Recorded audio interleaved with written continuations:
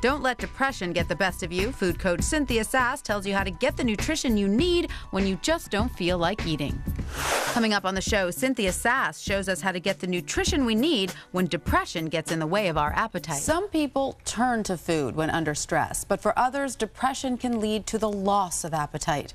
According to the National Institutes of Health, depression affects at least 20 million Americans, and when it shuts off appetite, the side effects can have serious consequences. Here to share some tips about how to help yourself or a loved one is our resident food coach and registered dietitian, Cynthia Sass. Hello. Cynthia, great to see you. Thank you, you too. So you say you wanted to talk about this today because as a dietitian, you've had so many people ask you about this lately. Why do you think that is? You know, with the economy being tough, I've had a lot of clients or colleagues, friends, family members who've lost their jobs. They're under incredible stress, and they've said, I just don't want to eat. I don't want to force myself to eat. I don't know what to do. Because in the beginning, no big deal if it's a few days, but when it starts to affect your immune system, you're getting sicker, you're having digestive problems, you're just feeling incredibly run down. You don't have the ability to concentrate and think clearly, which is so important in those situations because you need to keep perhaps looking for a job, or you need to really keep your energy up. Absolutely. So I've really created some tips to help people in that situation where they just don't have any desire to use food. It's good that we're shedding some attention on this because I think so many people are familiar with the reverse, which is when people overeat due to stress. It's easy to forget that there are plenty of people out there who have the opposite response to stress. Absolutely. And they find it difficult to eat. So we're going to help those people and family members who want to help them out by letting them know. And the first tip you say is to condense your calories before cooking. How do we do that? Well, you want to reach for things that have a lot of nutrition and calories in a very small amount because you really don't want to have to eat large quantities of food when you don't feel like eating. So you want to look for things like nuts and dried fruit.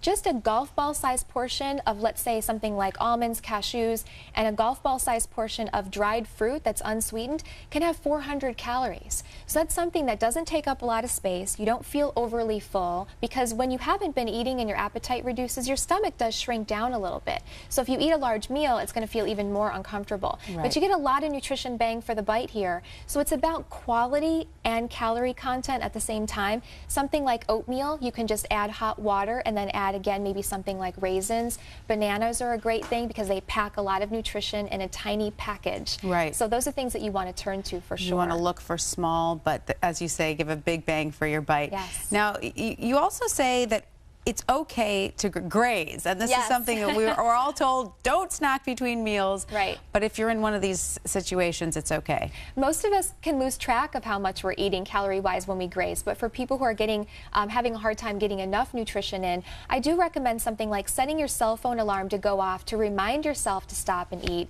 not letting more than 5 hours go by without eating or drinking something that has nutrient-rich calories, and maybe using things like meal replacement bars or energy bars that are all natural to give you, again, a lot of calories in a small amount, because for a lot of us, these bars are too much for a snack, but for people who aren't eating meals, these are essentially a meal replacement. And are these things that are a little bit easier to go down? I mean, they're not so...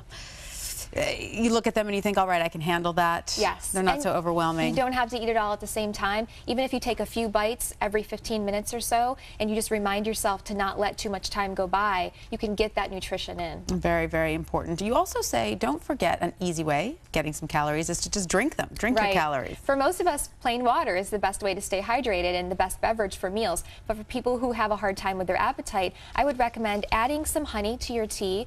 Go with a soda that's been sweetened with 100% fruit juice instead of sugar, like something like this. This drink right here is actually a fruit and vegetable blend, so you can get in some vegetables and some fruits. This one? The one in okay, yeah. And so, you know, those can pack several servings of fruits and vegetables in just a few gulps. So if you're having a hard time chewing and, you know, you really just don't want to feel full and you don't want to spend a lot of time eating, these are one of the best things that you can do when you're in that situation. And some of them add protein. Would that make it almost a full meal? Yes, and so a smoothie that's made with something like milk or soy milk or yogurt with a frozen banana and a few tablespoons of, let's say, almond butter or peanut butter is another way to go. Or a bottled drink that has protein added along with fruits and vegetables. All right, excellent advice. And you also say don't forget that when you're at the grocery store, fill your shopping cart with a lot of ready-to-eat items. Make it easy on yourself. If you have to prepare and chop and wash and peel, there's a pretty pretty good chance you're going to go to bed without eating, or you're just going to skip that meal. So if you have things that are, again, nutrient rich, something all natural, maybe organic, like a frozen burrito or even a canned soup that's made with black beans or lentils, if all you have to do is open it up and heat it and eat it, you're a lot more likely to get in a meal instead of skipping that nutrition. And so canned soups are great, things that you can throw in the microwave. Yeah. Do you have any tips on specifically what we should be looking for? Look for something with a combination of protein and carbs, because you need both. When you skip meals, basically nutrients that your body needs aren't showing up for work. And what happens is day after day after day, there's a snowball effect where you do really get run down, and it's going to affect your body from the inside out. Absolutely. Cynthia Sass, thank you so much. Thank you. And for more great health and nutrition information, please visit the health page at abcnews.com.